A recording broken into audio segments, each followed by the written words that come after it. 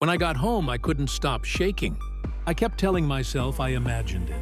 The moonlight, the whispers, the letter with my photo. Maybe I was just overtired. Maybe it was all in my head. But then I found the backpack.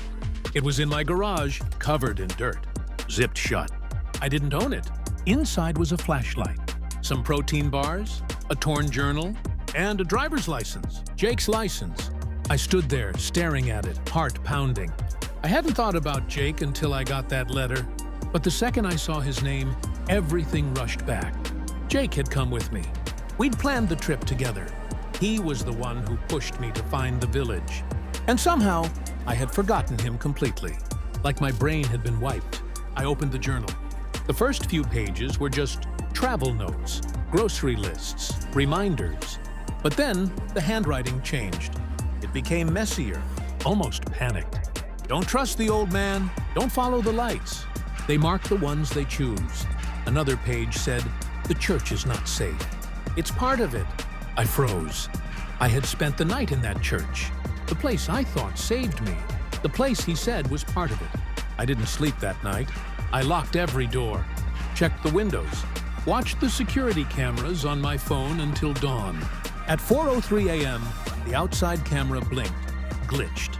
When the feed came back, there was something on my porch. A symbol, scratched into the wood. 3 circles connected by a triangle. I didn't recognize it, but I felt it, deep in my chest. Like my body remembered something my mind couldn't. The next morning, I made a choice I never thought I'd make. I went back to Rookridge. The road was still there, still overgrown and crooked, like it hadn't been touched in decades. But this time, the sign at the entrance was gone. Just 2 rusted poles sticking out of the ground. The town looked emptier than before, like it was deteriorating faster than time should allow.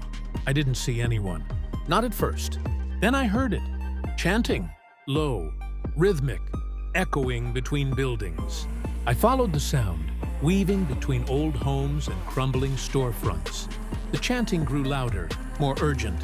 It was coming from below me. That's when I saw it. A door in the ground, almost hidden behind a fallen shed. I pulled it open. The hinges screamed.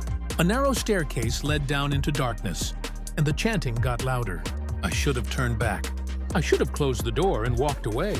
But Jake might still be here. I took a deep breath, flicked on my flashlight, and descended. The air was thick, musty, almost wet. The walls were stone, lined with old roots. And then I reached the bottom. It opened into a large underground chamber. Candles flickered along the walls. Dozens of people stood in a circle, cloaked in black, hoods up. They didn't see me at first. Their eyes were closed, their voices moving in perfect rhythm. I ducked behind a column and watched. In the center of the circle was a wooden platform. On it, someone was kneeling. It was Jake. His hands were bound. His head hung low. He looked unconscious. The chanting stopped. An older woman stepped forward from the group. She removed her hood. Her face was familiar. It was the same woman who warned me to leave the village. Her voice was calm, almost loving. Tonight, we offer the chosen. He is marked. He remembers. The crowd responded in one voice. He returns what was taken. I didn't understand. What had he taken? Why was he here? Then the woman reached into her cloak and pulled out something small and sharp. A dagger.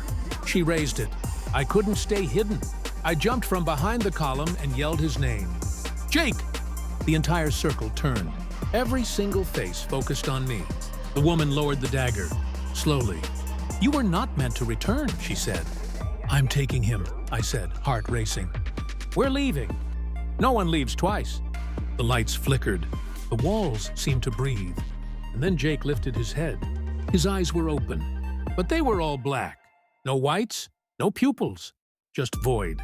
He looked at me and spoke in a voice that wasn't his. You left me here. The cult began chanting again, louder, more chaotic. I rushed forward, pushing through the group, trying to reach him. But the moment I touched his arm, everything went dark. No sound, no movement, just blackness. When I opened my eyes, I was back outside, lying on the ground near the town square. My flashlight was beside me, dead. Jake was gone. There were no signs of the underground chamber, no door, no chanting, but carved into the dirt next to me was that same symbol. 3 circles, 1 triangle, and beneath it, the words, "You saw what you weren't meant to, now you carry it." I stumbled to my feet and ran. I didn't stop until I reached my car. I didn't speak the entire drive home. That night, I checked my voicemail. There was one new message, timestamp 2:13 a.m. It was Jake's voice. "Help me. Please. I can't hold it back much longer. It's inside now, and it's learning. Click. I don't know what it is, but this morning, I noticed something strange in the mirror. My eyes, for a split second, they weren't mine, to be continued.